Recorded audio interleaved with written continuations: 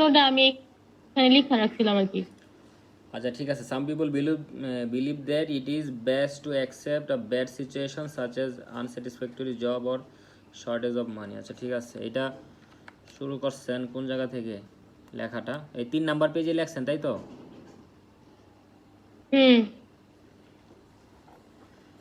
দাঁড়ান 3 নাম্বার পেজে যাই।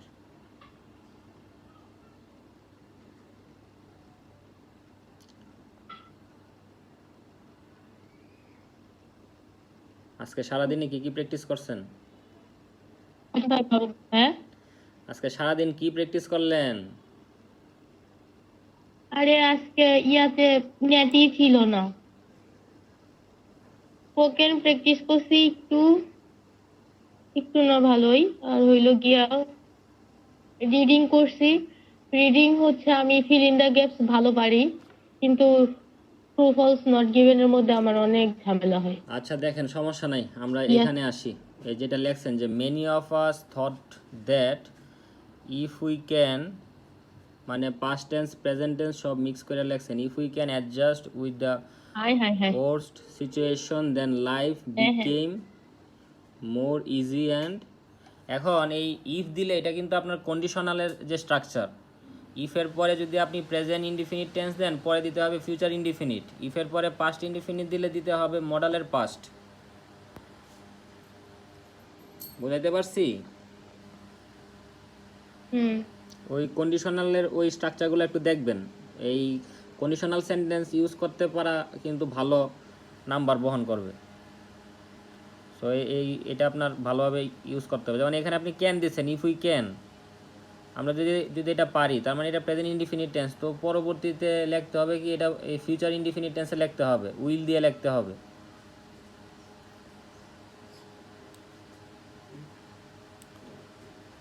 On the other hand some of us also thought that, এত পাস্ট টেন্সের কাহিনী লেখছেন কেন? আচ্ছা উইল হবে, এখানে উইল হবে, আমি উইল কেটে দিছি। যে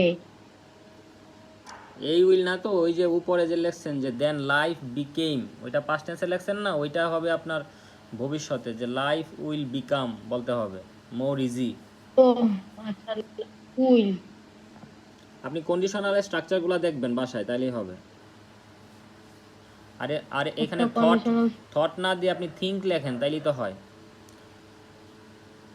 যে আমরা অনেকেই ভাবি, হ্যাঁ, যে আমরা অনেকেই ভাবি যে নিচে যেটা লেখছেন যে on the other hand some of us also thought that, এটা না দিয়ে আপনি লেখেন যে think that by working hard we can overcome this kind of challenges.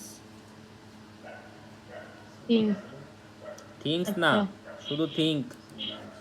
আবার থিংস দিয়ে উল্টা পাল্টা স্ট্রাকচার দিয়েন না। আচ্ছা পরের পেজে দেখি কি লেখছেন, 4 নাম্বার পেজ।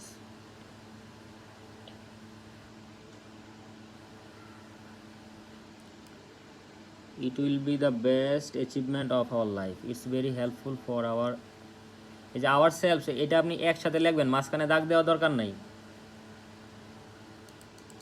আচ্ছা, to handle the worst time of our life and cope up, এই যে cope up এটা ঠিক আছে, কিন্তু এইগুলোর মধ্যে মাঝখানে দাগ দেওয়ার দরকার নেই। with any situation which is not our expected things, it can be a occupation or lack of economical support. However, if we cannot maintain this situation or receive this, then our life, এই যে এই সেন্টেন্সটা যেটা লেখছেন এটা সুন্দর হয়েছে। এই যে এখানে লেখছেন যে if we cannot maintain this situation, পরবর্তীতে কি লেখছেন যে then our life will be more and more dangerous। তাহলে এই যে এখানে লাইফের পরে উইল দিয়েছেন, আর ওইখানে ক্যান দিয়ে প্রেজেন্ট ইনডিফিনিট টেন্স, পরবর্তীতে ফিউচার টেন্স। এটা আপনার এই যে কন্ডিশনাল স্ট্রাকচার ঠিক আছে।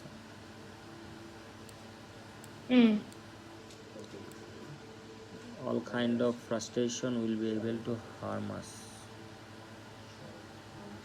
Our mental and physical health must be damages, and we will also lost, এই যে উইলের পরে তো লস্ট হবে না, উইলের পরে তো এটা ভার্বের বেস ফর্ম হবে, লস হবে, লস। এখানে ভার্বের এই যে লস্ট হবে না, এই যে দেখেন আমি উইল অলসো লস্ট যে লিখছি, হ্যাঁ লস্ট হবে না, এটা ভার্বের বেস ফর্ম হবে। হ্যালো জি, মডেলের পরে ভার্বের বেস ফর্ম হয়, এটা তো প্রত্যেকদিনই বলি। হ্যালো হ্যালো, বললাম উইলের, লাস্টের রূপ কি জানি, উই উইল অলসো, এটা হ্যাঁ লস দিবেন, লস। Hello double S. হুম, দেখেন এইখানে কোনো প্রবাদ বাক্য দেওয়া যাবে না রাইটিং এ, এটা হলো একদম হ্যাঁ, প্রবাদ বাক্য দেওয়া যায় না না। কেন? এত কেন তো উত্তর নাই। না আমি জানি না তো, আমি তো জানি না। হ্যাঁ আমি তো বললামই দেওয়া যাবে না, এটা মাথায় রাখেন। প্রবাদ বাক্য দেওয়া দেওয়া যাবে না। অনেক সময় আমরা শুরু করি যে এডুকেশন নিয়ে কোনো যদি টপিক থাকে, আমরা মানে অনেকেই শুরু করে যে education is the backbone of a nation, যেটা হলো একদম প্রথমত ভুল। কোনো রকমের কোনো প্রবাদ বাক্য ইউজ করা যাবে না। শুনতেছেন? আরে আমার ভাই এখন ফোন দিতে দিতে জ্বালাই যাচ্ছে দে তিনি। হ্যাঁ পরেরটা দেখেন যে so if we can be, কি লেখছেন একটা রিসিভ নাকি? if we if we can be received receive cordially, that if we can be received cordially, that we already have.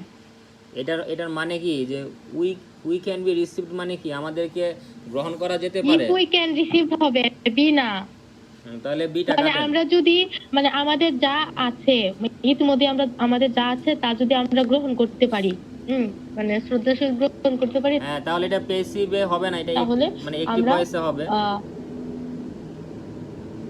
তাহলে এটা কি হবে? ওই ক্যানের পরে বিটা হবে না আর কি। হ্যাঁ সেটাই বলতেছিলাম, বিটা হবে। If we can receive.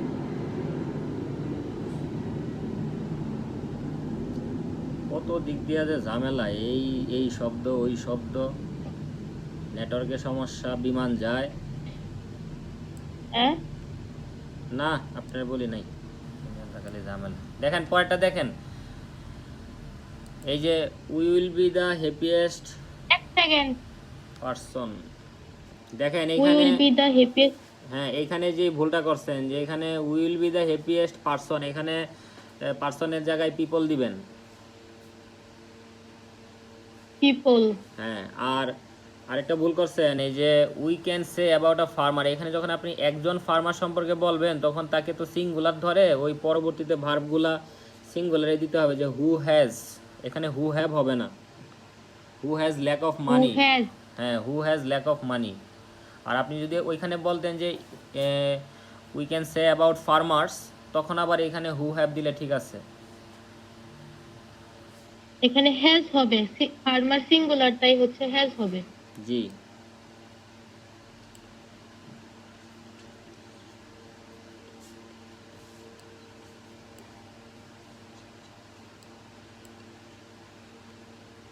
এই যে গেট রিড অফ বানানটা ঠিক আছে? Get rid of, get rid of, আমি জানি না এটা ঠিক আছে কিনা। এই মানে এই জায়গায় একটা লাল দাগ দেন, দাগ দিয়ে পরে চেক করে নিয়েন যে গেট রিড অফ এই বানানটা কিভাবে। আচ্ছা এই যে পরে আরেকটা লেখছেন যে ইন্ডাস্ট্রি ইজ দ্য কি টু সাকসেস, এটাও লেখা যাবে না।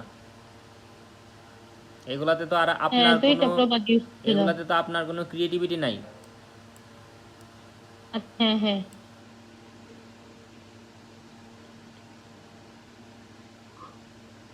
will be more confident, our life will not be stuck in a hopeless framework, it will be dramatic। হ্যাঁ এই যে লাস্টের সেন্টেন্সটা খুব সুন্দর হয়েছে, এই যে then we will be more confident, our life will not, এখানে বি কি কেটে দিছেন?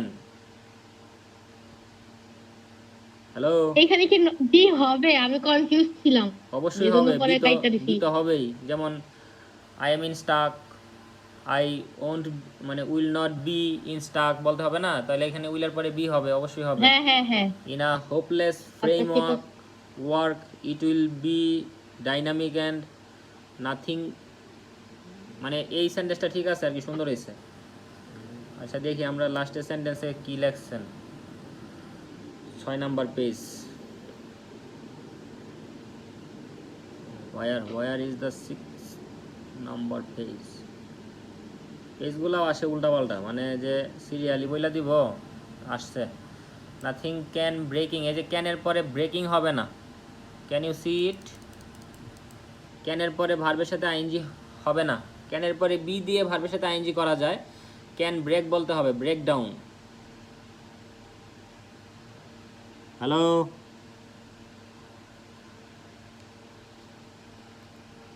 হ্যালো, তবে বি দিয়ে, হ্যালো শুনতে পাচ্ছেন না? হ্যাঁ ক্যানের পরে বি দিয়ে আপনি ভার্বের সাথে আইএনজি করতে পারবেন, কিন্তু আপনি যে সেন্টেন্সটা লিখছেন এখানের বি এর প্রয়োজন হবে না, শুধু ক্যান ব্রেক ডাউন বলবেন তাহলেই হবে।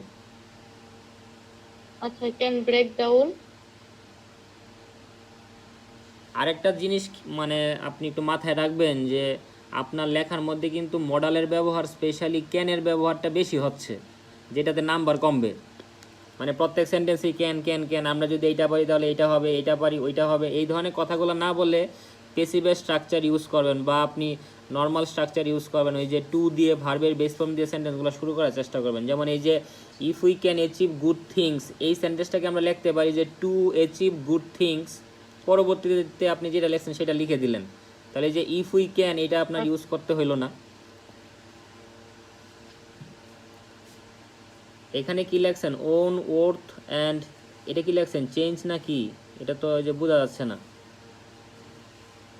Change, change CHNGE। জি এর ই নাই। Not only we overcome our or situation but also will, এই যে দেখেন এখানে বাট অলসোর পরে এখানে উইল দিয়েছেন, কিন্তু নট অনলির পরে তো উই এর পরে উইল দেন নাই, তাহলে তো মিলে নাই।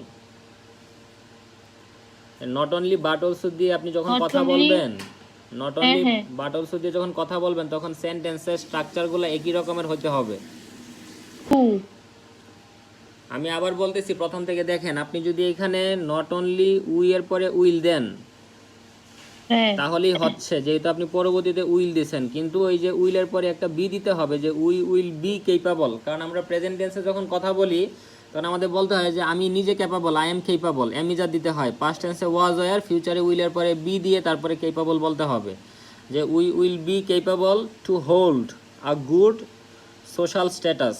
এখানে হোল্ডিং হবে না, যদি আপনি হোল্ডিং দেন তাহলে এখানে টু এর জায়গায় বাই দিতে হবে। আর যেহেতু টু দিয়েছেন, নর্মালি টু এর পরে যে কোনো ভার্বের বেস ফর্ম বসে, যেটাকে ভার্বের ইনফিনিটিভ ফর্ম বলা হয়। বুঝাইতে পারছি? হু এর পরে verb form। So overall we could সে, আমরা বলতে পারতাম কেন, আমরা বলতে পারি বলে যায় না, যে we can say. Can say। আমরা এই যে এখানে আবার পিপলের জায়গায় অ্যাস দিছেন, পিপলস, এটা তো নাই, মানে পিপলই তো অলওয়েজ প্লুরাল, এই যে পিপলই তো প্লুরাল। হ্যাঁ, people তো plural। People believe in cope up with poor situation is not a bad idea. If we can do that, then we will be the happiest person with little things. If we try our best, then we can easily. দেখেন পুরা writing এর মধ্যে শুধু can এর ব্যবহার, মানে হ্যাঁ সেটাই। ক্যানের ছড়াছড়ি। সো এখানে আপনার পেসিভের স্ট্রাকচার ইউজ করতে হবে, সেন্টেন্সগুলো নিয়ে কাজ করতে হবে। যে আপনি ধরেন একটা সেন্টেন্স লিখলেন, এইটাকে কিভাবে মডিফাই করা যায় সেটা নিয়ে আপনার কাজ করতে হবে। আর এত বড় ওই হবে না, কনক্লুশন হবে না, কনক্লুশন হবে ছোটোখাটো, এক লাইন, সর্বোচ্চ 2 লাইন, এত বড় না। ও আচ্ছা। কারণ যা লেখার সেই বডি পার্টে লিখবেন, কনক্লুশনে আপনার নিজের মতামত এক লাইনে, সর্বোচ্চ 2 লাইন। বুঝতে পারছেন? তো ওভারঅল ঠিক আছে, গ্রামাটিক্যাল মিস্টেক খুব কম, স্পেলিং মিস্টেক আছে বা কিছু সেন্টেন্সের স্ট্রাকচারে ভুল ছিল। আর কমন কিছু মিস্টেক, এই যে পিপলের সাথে অ্যাজ দেওয়া, হুইচ অ্যাজ বা হুইচ, ওইটা মানে অনেকবার ভুল করছেন। ওইগুলা মানে বাদ গেলে আপনার ধরেন যে ওইগুলা যদি ভুল না হয় তাহলে এইভাবে লিখতে পারলে পরীক্ষার মধ্যে 6 আসবে, সমস্যা নেই। কিন্তু কন্টিনিউয়াসলি লিখতে দুইটা হবে। মিলে কত আসবে বলেন? দুইটা মিলে তো আর আপনার তো এখন যে অবস্থা, ওই হাইয়েস্ট 5.5 পাবেন। আর এখন থেকে শুরু করে আরও যদি 50, 60টা, 100টা রাইটিং যদি লেখেন, তখন একটা পর্যায়ে পৌঁছে যাবেন, তখন মানে বোঝা যাবে আর কি যে কত পাওয়া যায়।